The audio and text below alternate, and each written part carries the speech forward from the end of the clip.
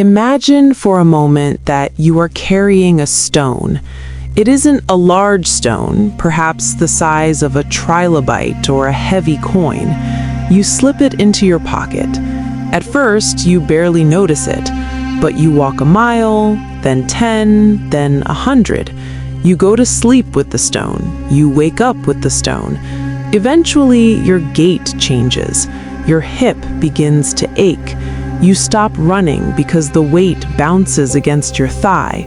You stop dancing because you're afraid someone will hear the clatter of the rock. Eventually, that tiny stone defines the way you move through the world. That stone is guilt. We are the only species on this planet capable of time travel. We don't need machines, we use our minds. But most of us aren't traveling to the future to innovate. We are traveling to the past to litigate. We sit in the courtroom of our own minds, acting simultaneously as the witness, the prosecutor, and the hanging judge. We replay the if-onlys and the I should-haves until the vibrant colors of our present reality bleed into a dull, repetitive gray. The midnight jury. Every person in this room has a midnight jury. It's that voice that waits until the house is quiet, until the blue light of the phone is off and the ceiling fan is spinning. It's the voice that asks, "How could you have said that? Why didn't you stay? Do they know who you really are?" Guilt is the ultimate ghost. It doesn't haunt houses, it haunts heartbeats. It is the invisible tax we pay on our past mistakes, often long after the debt has been settled by everyone else involved. But here is the chilling psychological truth. Guilt is a form of narcissism in disguise. That sounds harsh, doesn't it? We think of guilt as a sign of being a good, caring person, but when we wallow in it, we aren't focused on the person we hurt. We are focused on our own fallen image. We are obsessed with the fact that we failed to be the hero of our own story. We are so busy staring at our own stained hands that we fail to look up and see the world that still needs us to be whole. The paradox of the good sufferer. Why do we find a strange, morbid comfort in our guilt? Because as long as we feel guilty, we feel like we're doing something about our mistake. We feel that if we stop hurting, it means we've stopped caring. We equate our misery with our morality. We think, if I forgive myself, I'm letting myself off the hook. But I am here to tell you that the hook is a lie. The hook doesn't help the person you offended. The hook doesn't bring back the time you lost. The hook only ensures that you remain a smaller, more frightened version of yourself. The anatomy of the heavy heart. Tonight, we aren't just going to talk about feeling better. We are going to perform a psychological autopsy on the most misunderstood emotion in the human repertoire. We are going to look at the neurology of regret, how your brain's anterior cingulate cortex treats a moral failure with the same urgency as a physical wound. We are going to discuss the theology of the second chance, why every major philosophy on earth has a mechanism for redemption. And most importantly, we are going to talk about the difference between remorse and shame. Remorse is a bridge. It leads to change. Shame is a cage. It leads to rot. The invitation. If you are here because you are tired of carrying your stone, if you are here because you've realized that your self-flagellation hasn't actually made the world a better place, if you are here because you want to learn how to be a flawed human rather than a perfect statue, then you are in the right place. The door to the cage is actually unlocked. The only person holding the key is the prisoner.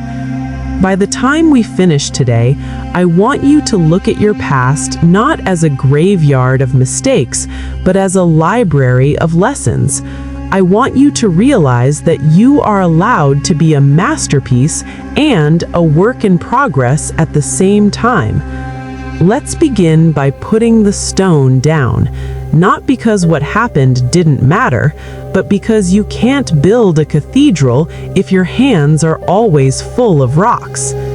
The anatomy of the heavy heart. What is guilt?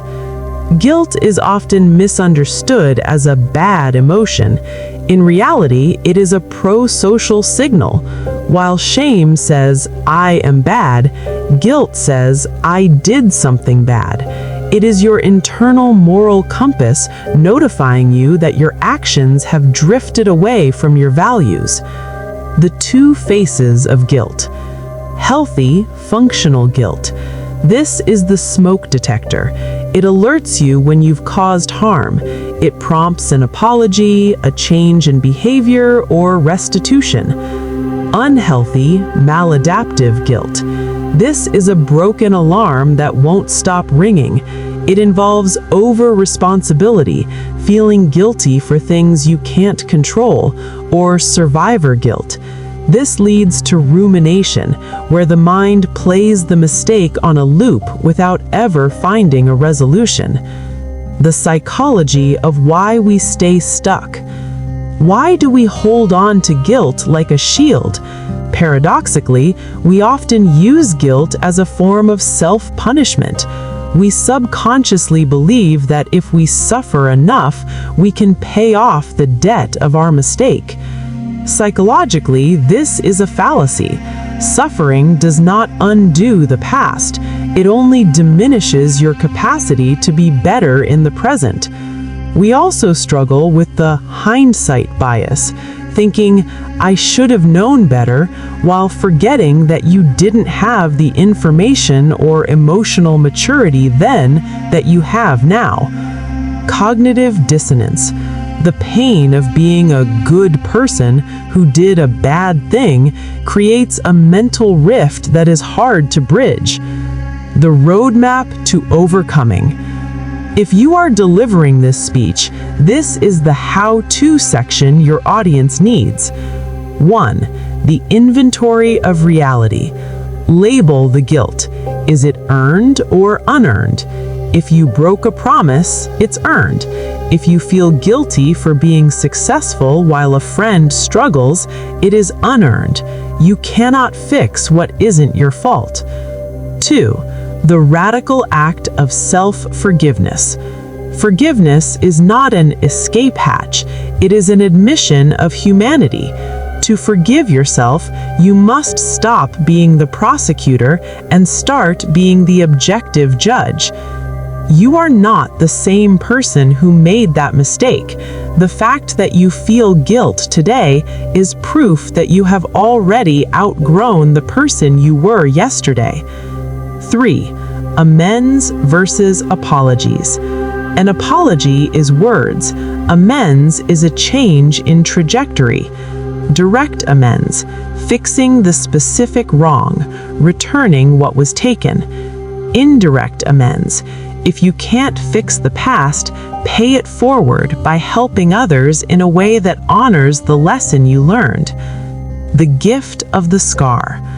We don't get over guilt, we integrate it. A person who has never felt guilt is a person without a conscience.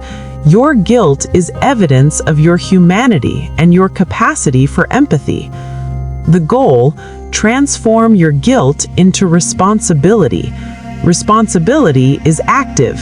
Guilt is passive. Responsibility builds a future. Guilt anchors you to a grave. Expanding this for your needs. To reach a full 5,000-word count for a long-form presentation or a book chapter, we would need to dive deep into many specific stories of historical figures who overcame massive failures. Neurology, how the amygdala and prefrontal cortex interact during moral injury. What are the cultural perspectives? How different societies view debts of the soul?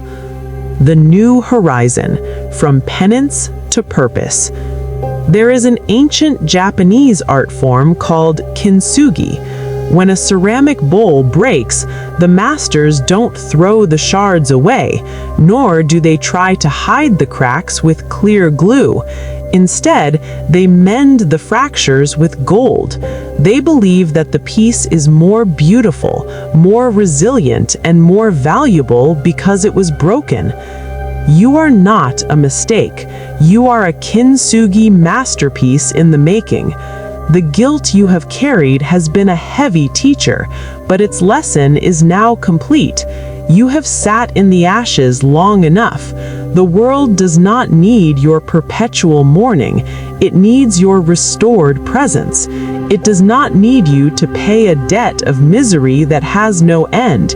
It needs you to take the wisdom you've gained from your darkest moments and use it to light the way for someone else.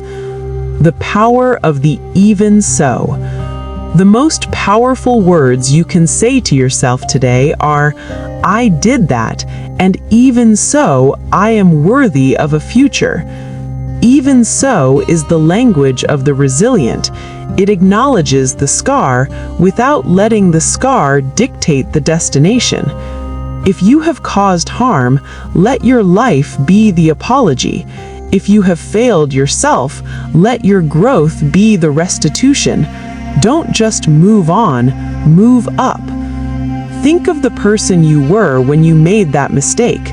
That version of you was likely hurting or confused or lacked the tools you possess today. If you met that person on the street, a stranger trembling with the same regret, would you kick them? Would you scream that they are irredeemable? No, you would offer a hand. You would offer a way out. Today, I am asking you to be that stranger for yourself. In final step, I want you to visualize the stone we spoke about at the beginning. I want you to realize that your hands are not empty because you've forgotten the past. Your hands are empty because you are finally ready to build something new. Forgiveness is not a feeling that drops from the sky. It is a decision you make every single morning. It is the decision to say, I will not let the person I was yesterday prevent me from being the person I am meant to be tomorrow. Go out and live a life that is so vibrant, so generous, and so full of integrity that the you from 5 years ago wouldn't even recognize the you of today. Your past is a fixed point, but your future is a vast, unwritten ocean. Pick up your pen. Stop writing the tragedy. Start writing the redemption. The world is waiting for the version of you that is no longer afraid of its own shadow. Stand up, breathe deep, and walk out of the cage. The door has been open the whole time.